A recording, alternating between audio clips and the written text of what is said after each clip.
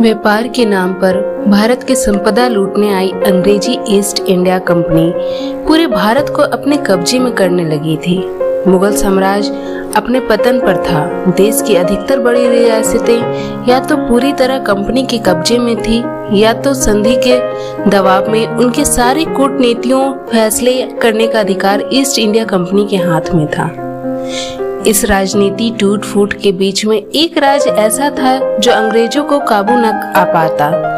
संधि का लालच लेकर भेजे जाने वाले अधिकारियों को खान पान के करा के इस राज दरबार से बैरंग लौटा दिया जाता, मगर इस राज के पास सेना ऐसी कि जिससे अंग्रेज अफसरों की हड्डियां कांपे। नमस्कार दोस्तों, मेरा नाम निधि है। आपका मेरे चैनल में स्वागत है।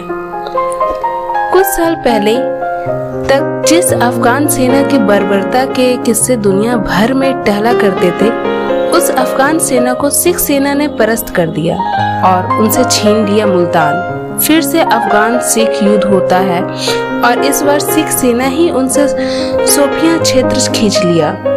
अगली बार के युद्ध में अफगान सेना नौशेरा और जमरूद भी सिख सेना के आगे हार जाती। जीती हुई रियासतों में सिख सेना कोई कत्ले आम नहीं करती और सभी क्षेत्रीय रियासतों को इकट्ठा करके महाराज रंजीत सिंह सिख साम्राज्य को उसकी ऊंचाई पर पहुंचाते हैं। मगर इतिहास में हमने पढ़ा है कि पंजाब में भी अंग्रेजों का कब्जा था। अब सवाल ये है कि जिन सिखों ने अफगान सेना तक को धूल चटा दिया, तो आखिर अंग्रेजों के आगे हार मानने कैसे मान गई। जिस सिख सेना को गुरु गोविंद सिंह 1.25 लाख से एक लड़ने के लिए तैयार कर गए थे, उस सेना पर ईस्ट इंडिया कंपनी ने नकेल कैसे कसी, आइए जानें। सन 1839 ईस्वी में महाराजा रंजीत सिंह की मृत्यु हो गई। पंजाब का शक्ति संतुलन संभालने वाले दरबारी दो धड़े में बंट गए, सिख सिंधवालिया दरबार और डोगरा। राज दरबार में षड्यंत्र शुरू हो गया। एक धड़ा महाराज की जायज संतानों को सिंहासन पर बैठाए, दूसरा उनकी नाजायज संतानों को। षड्यंत्र में हर नए राजा की हत्या हो जाती। बच्चे दिलीप सिंह, उम्र 7-8 वर्ष, उनके संरक्षक बनकर साम्राज्य संभाला उनकी माँ और महाराजा की सबसे छोटी पत्नी जिंदा ने, और वजीर बने दिलीप सिंह के मामा। षड्यंत्रकारियों ने उन्हें भी मरवा दिया। आखिरकार डोगरा घड़धड़े के राजा लाल सिंह बने वजीर और सेनापति बन गया डोगरा धड़े के ही तेज सिंह को। इस कला का फायदा उठाया कंपनी के अधिकारियों ने और बंगाल बंबई से फौजों को पंजाब के फिरोजपुर कूच करने का निर्देश दे दिया। सिख दरबार को ये खबर मिली और उन्होंने भी अपनी कार्रवाई शुरू कर दी। तय किया गया कि तेज सिंह के नेतृत्व में सेना की एक टुकड़ी फिरोजपुर पर करने से पहले ही रसद और हथियार लेकर आगे बढ़ रही है। अंग्रेजी बटालियनों पर हमला करेगी। गिनती में अंग्रेजी सेना के सामने सिख सेना के योद्धा 5 के मुकाबले 1 के हिसाब में थे। इन योद्धाओं को चिड़ियों से बाज लड़ाने का हुनर मालूम था। महाराजा रंजीत सिंह ने यूरोप के विशेषज्ञों को बुलाकर अपने योद्धाओं को ट्रेनिंग दिलाई थी और कहते हैं चौकड़ी भरते घोड़े पर बैठे सिख योद्धा भाला मारकर तंबू का खूंटा उखाड़ देते थे। फिरोजपुर की बाहरी सीमा पर मुदकी नाम की जगह पर शाम के छुटपुटे में अंग्रेजी सेना ने पड़ाव डाला हुआ था। सिख सेना की टुकड़ी गिनती में कम थी, मगर अंधेरा उनका सरप्राइज एलिमेंट थी। युद्ध छिड़ा और सिख टुकड़ी के घुड़दड़ों योद्धा अंग्रेजों पर टूट पड़े।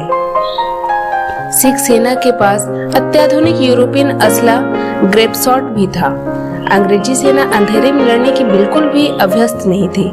युद्ध के दौरान अंग्रेजी सेना से लॉस नायक रहे सर जेम्स होप्स ग्रांट ने इस युद्ध के बारे में लिखा है।